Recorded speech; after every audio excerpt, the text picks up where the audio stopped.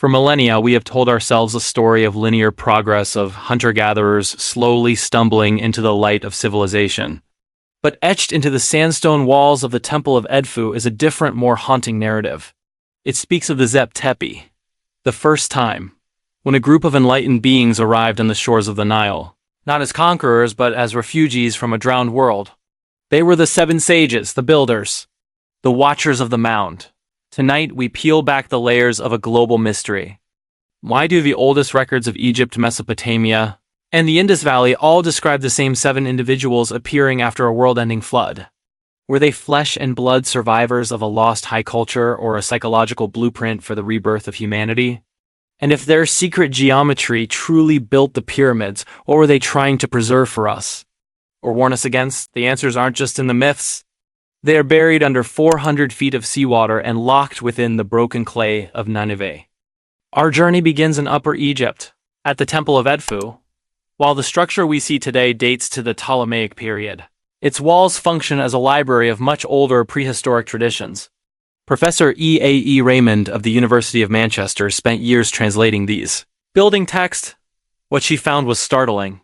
The texts describe an era before the pharaohs, where the world was plunged into darkness and water. Out of this chaos rose the demigod, the primeval island of the egg. According to the Edfu inscriptions, the 7 sages, the Shu, were the only ones who possessed the generative word.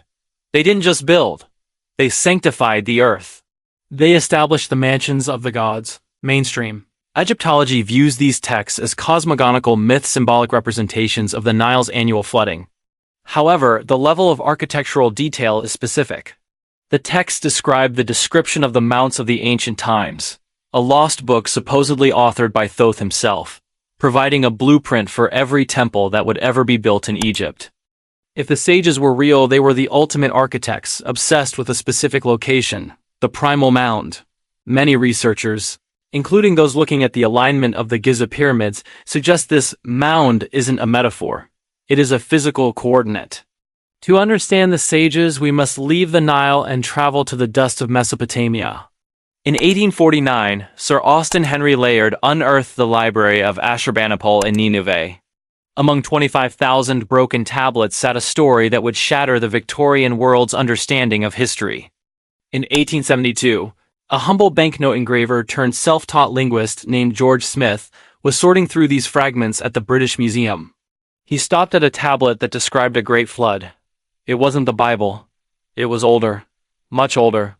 In the Epic of Gilgamesh, the hero seeks out Utnapishtim, the immortal survivor of the deluge.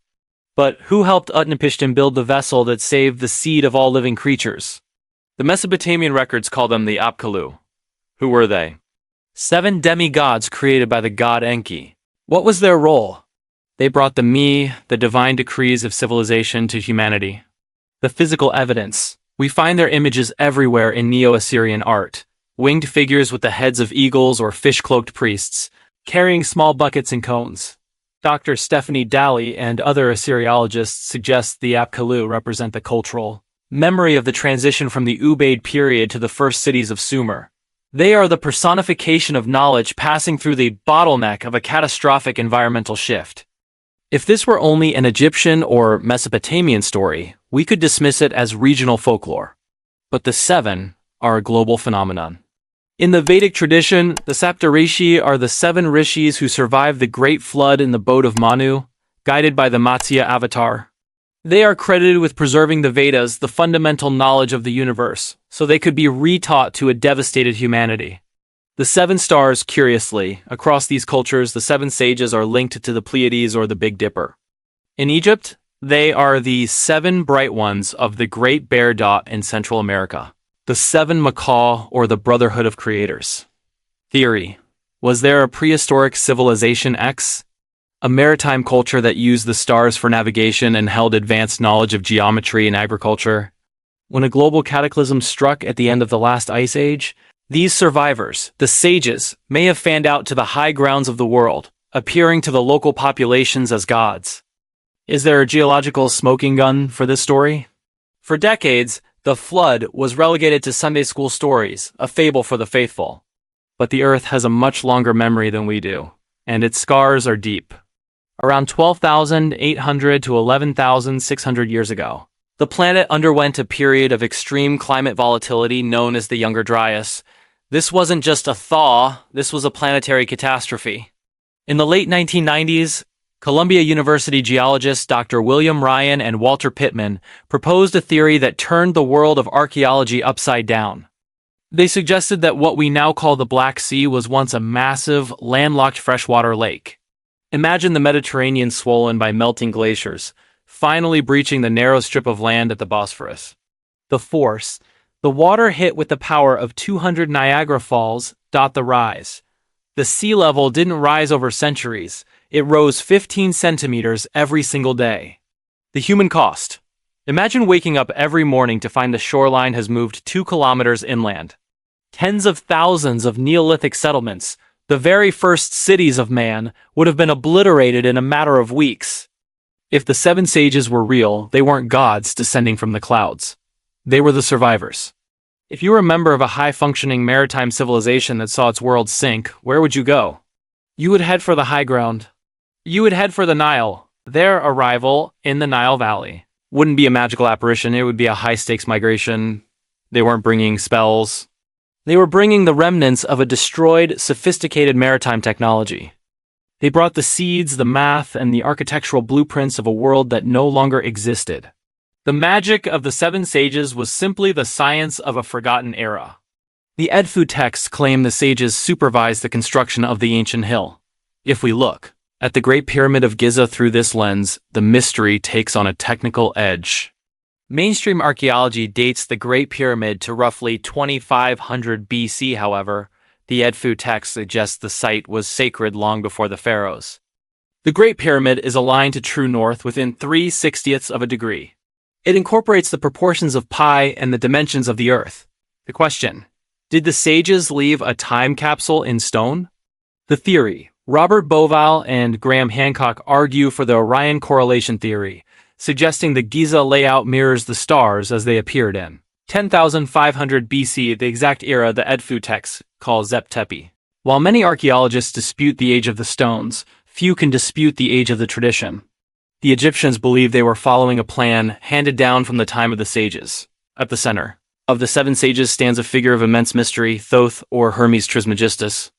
In the Emerald Tablets, a cryptic text claimed to be translated by Dr. Michael Doriel in the 1920s, Thoth describes himself as an Atlantean priest king who escaped the sinking of his homeland. Historians categorize the Emerald Tablets as Hermetic literature, likely written in the early centuries AD, not 10,000 years ago. Yet, the themes inside them, the preservation of vibrational knowledge and the use of sacred geometry, align perfectly with the Edfu building texts. The legend of the sages often concludes with a hidden archive. The location: beneath the paws of the Sphinx or under the Temple of Edfu. The content: the 7 books of wisdom that contain the secrets of gene technology and energy, as some alternative theorists suggest. While no such physical hall has been found, the records may exist in the architecture itself. The sages didn't write books. They built monuments that could survive 10,000 years of erosion. We have to ask the most obvious question: why 7? Why not the 12 Olympians or the 4 sons of Horus? Across every major cradle of civilization, the number 7 isn't just a count, it is a frequency. 7 musical notes in a diatonic scale. 7 colors in the Newtonian spectrum. 7 wandering stars visible to the naked eye that governed the ancient calendar. To the sages, this wasn't a coincidence. It was the harmonics of creation.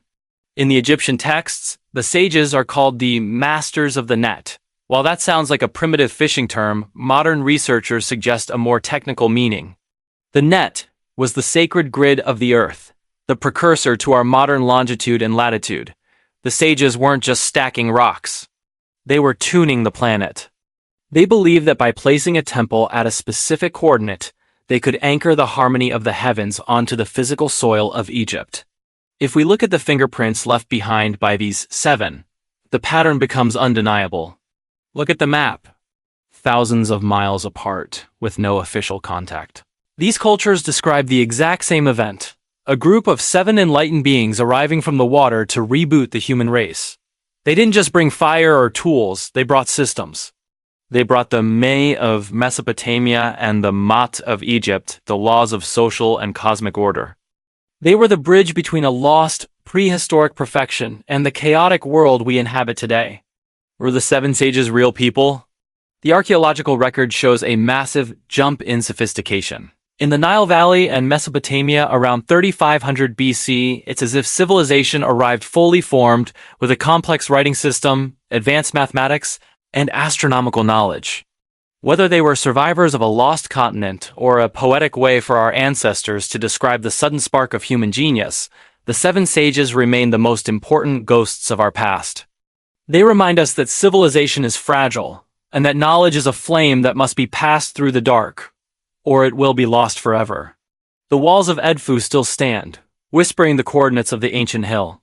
Perhaps we haven't found their hall of records yet because we aren't looking for a room. We're looking for a way of thinking. What do you think?